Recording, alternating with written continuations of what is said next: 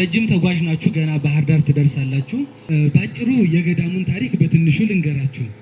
ቃርስ በጾም በጸሎታቸው በምንኩስና ገነትን ይወርሳሉ ሲል በቀኝ እጁ ራሱን ይዟል። በግራ እጁ ደግሞ ኀፍረቱን መሸፈኑ እኔ ያጣዋትን ገነትን በንጹህ ጋብቻ ተወስነው የሚኖሩ ምእመናን በጋብቻ ገነትን ይወርሷታል ሲል በግራ እጁ ኀፍረቱን ይዟል። ምንኩስናም ጋብቻም ከገነት ነው የተሰበከልን። ምንኩስና ህይወት እዛኔ እየተሰበከች ነው የመጣችው። ገዳም ስላለን መቼም መናገር ያለብኝ ስለ ምንኩስና ነው ብዬ አስባለሁ። ለምን በቀኝ እጁ ራሱን ያዘ ካላችሁ፣ በግራ እጁስ ለምን ኀፍረቱን ሸፈነ? በግራ እጁ ለምን ራሱን አልያዘም ካላችሁ፣ ቀኝ ቢወረውር ያርቃል፣ ቢመታ ያጠብቃል፣ ቢጨብጥ ያጠብቃል። ቀኝ እጅ ከወረወረም ያርቃል፣ ከመታም ያደቃል፣ ከጨበጠም ያጠብቃል። ግራ እጅ ደግሞ ቢወረውርም አያርቅም፣ ቢመታም አያደቅም፣ ቢጨብጥም አያጠብቅም። በምንኩስና የሚኖሩ እነ እንጦንስ እነ መቃርስ እችን ዓለም የናቁ ሰዎች ወደ እግዚአብሔር ለመቅረብ እድላቸው በጣም ሰፊ ነው። እጅግ በጣም ብርቱ የሆነን ተጋድሎን ብቻቸውን መጋደል ይችላሉ። ጳውሎስ እንዳለው በትዳር የሚኖር ሰው ሚስቱን ለማስደሰት ያስባል፣ ባልም ሚስቱን፣ ሚስትም ባሏን ለማስደሰት ታስባለች። ከዚህ ነፃ የሆነ ሰው ግን እግዚአብሔርን ለማስደሰት ብቻ ያስባል። ስለዚህ በቀኝ እጁ ራሱን መያዙ እነ እንጦንስ እነ መቃርስ በገድል በትሩፋት እጅግ በጣም በርትተው አይለው የእግዚአብሔርን መንግስት በቆብ ይወርሳሉ፣ እነሱን የመሰሉ መነኮሳትም ጭምር ሲለን ነው። እቺ ምንኩስና ብላ ብላ ብላ ብላ ኢትዮጵያ ትደርሳለች ማለት ነው። ጣና ቂርቆስም እንደምታውቁት ጥንታዊ ቦታ ነው። እመቤታችን ከመምጣቷ በፊት ታቦተ ጽዮን መጀመሪያ መታ ያረፈችበት መስዋዕተ ኦሪት ሲሰዋበት የነበረ ቦታ ነው። ከዛን በኋላም የአዲስ ኪዳን መስዋዕት ሲጀመር እና አቡነ ሰላማ ከሳቴ ብርሃን መስዋዕተ ሐዲስን ለመጀመሪያ ጊዜ የሰውበትም ቦታ ጣና ቂርቆስ ነው። ጣና ቂርቆስ ነው። ከዛን በኋላ ቅዱስ ያሬድ መጥቶበት ድጓውን ጽፏል እዚህ ቦታ ላይ። እና አቡነ አረጋዊ መጥተዋል።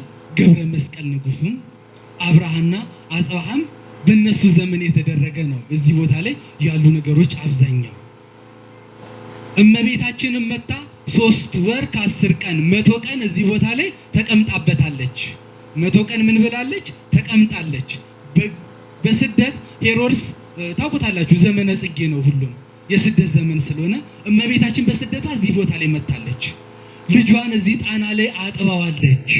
ይህ ጣናን እውነት ለመናገር እምነት በነገራችን ላይ እንዳይምሮ መጠን ነው አይደል? እምነት እንዳይምሮ መጠን ነው። እንዳይምሮ መጠን ነው። ቤተክርስቲያን ላይ የምናያቸው ነገሮች ሁሉም በእምነት የሚደረጉ ናቸው። በነገራችን ላይ በርበሬ በባህሪው አይን ያጠፋል፣ አይን ያበራል፣ አይን ያጠፋል አይደለም? በእምነት ግን አቡነ ቶማስ የሚባሉ በትኩስ ወጥ አይን አብርተውበታል። አፈር በተፈጥሮ አይን ያጠፋል፣ አይን አያበራም። ክርስቶስ አይን ለማብራት አፈርን አንስቶ አይን ላይ ቀብቷል። እምነት የአይምሮ መጠን ነው። አይምሯችንን ስናሳድግ አብሮ የሚያድግ ነው። ሐዋርያትም እምነትን ጨምርልን ያሉ ለዛ ነው። እና ይህ ጣና ክርስቶስ የታጠበበት ነው። እመቤታችን እዚህ ስትመጣ ክርስቶስን እዚህ ጣና ውስጥ አጥበዋለች። እነ ክርስቶስ ሰምራ ጸልየውበታል።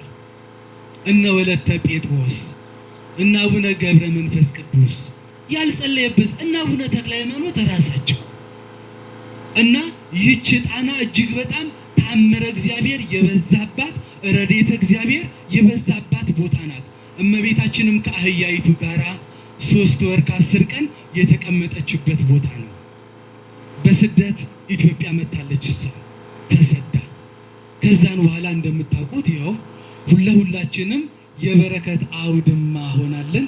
ሊቀ ሊቃውንትም ደግሞ እዚህ መተውልን እናንተንም እንድትመጡ ምክንያት ሆኖ እኛንም ሰብስበው ሕይወት የሆነ ቃሉን እንማርበታለን እና እግዚአብሔር ይመስገን እዚች ቦታ ላይ እኛንም እመቤታችን የመጣችበት ቦታ የረገጠችበት ቦታን እና አቡነ ሰላማ ቅዱስ ያሬድ እና አቡነ እነ ወለተ ጴጥሮስ እነ ክርስቶስ ሰምራ የረገጡትን ቦታ እንድንረግጥ እግዚአብሔር ፈቅዶልናል ማለት ነው።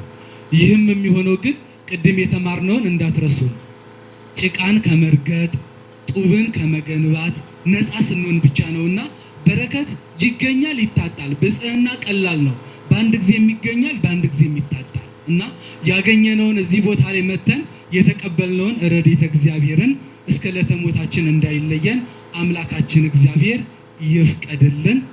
የተማርነውን ትምህርት በልቦናችን ያሳድርልን።